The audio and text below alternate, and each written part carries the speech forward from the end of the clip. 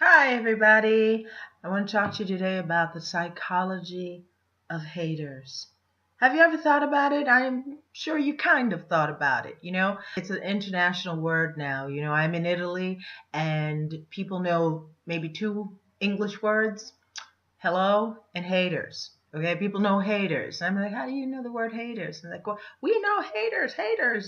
Okay, so I'm going to talk to you about the psychology of haters. I work with a lot of people who they come to me for rage, anger, other emotional problems, separations, divorces, problems in their lives. A lot of times what comes up is they're secretly haters, okay? And they know it. They know it. They know it. And they're like, I don't want to do it, but it just comes naturally. I can't stop it. The reason why is we are all controlled by our subconscious, okay? When we were children, even if our parents were trying and they were trying to get it right, totally, they maybe missed a couple of marks. And where we lived, how we lived, what our teachers told us, lots of things that could maybe be why our subconscious is telling us things that are not exactly great for us right now. Like if we had parents who told us we were never going to amount to anything, or we couldn't do it, or your brother's better than you, or your cousin, or why don't you just leave it alone because it's not really your thing. And we never got to discover our true gifts, our true talents. Or maybe we just don't believe in ourselves enough, or we just don't like ourselves enough. Lots of reasons. I could talk to you about subconscious. I do workshops on subconscious. I could talk to you about your subconscious for hours and hours and hours. But what I just want to get back to is the subconscious of a hater. Um, well, I don't want to call them haters anymore, but let's just say subconscious of a frustrated person. So therefore, if you are someone who has been hated on, you're probably getting it right, okay? Because that's why haters hate you. And the reason why you let them get you upset, if you do, is because we kind of have some insecurities going on.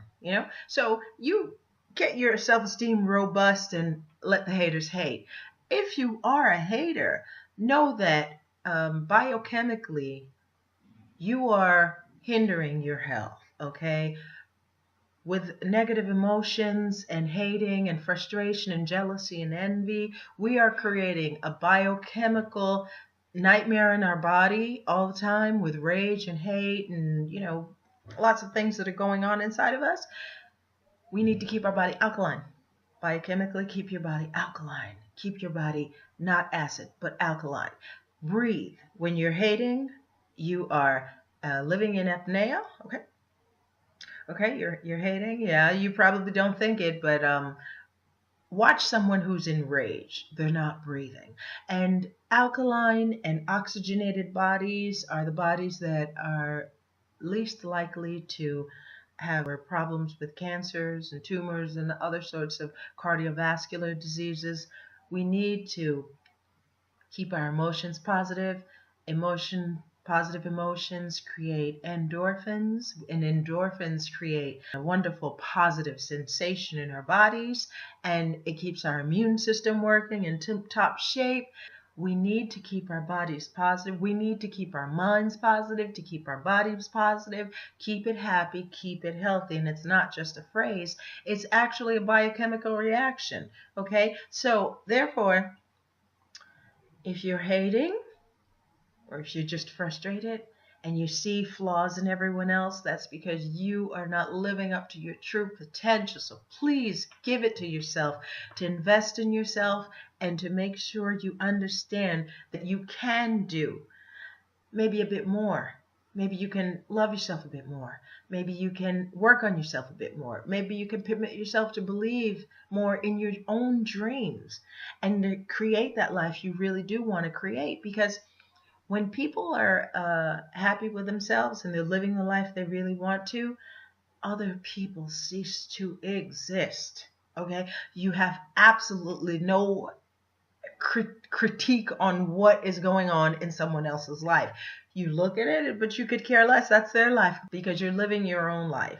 So if you're hating, let's get back to loving ourselves and getting on with our own lives and being happy in our own lives. When it's not just a phrase when people say get a life, it's a little bit more complicated than that, because you have to get a life, you have to go past your subconscious, okay, that's telling you you can't do it, you're a loser. So believe in yourself. You can do it. You can do it. And I don't care if 30 or 40 years ago someone told you you couldn't. Believe in yourself. You can do it. And if there are things in your life that aren't quite going great, you know, uh, work on them, get them right, because you're never going to have satisfaction just hating on other people. It seems like you've got power when you do that, but it's not power. It's just frustration. So if you're being hated on, you only feel the sting if you're insecure.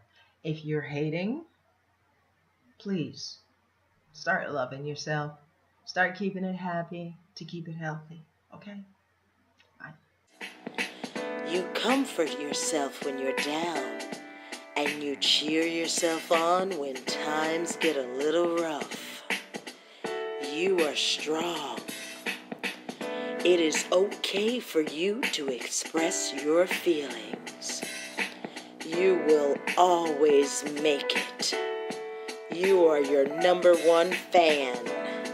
You make things happen in your life. You want you to win. You believe in yourself. You are proud of yourself. You are proud to be you.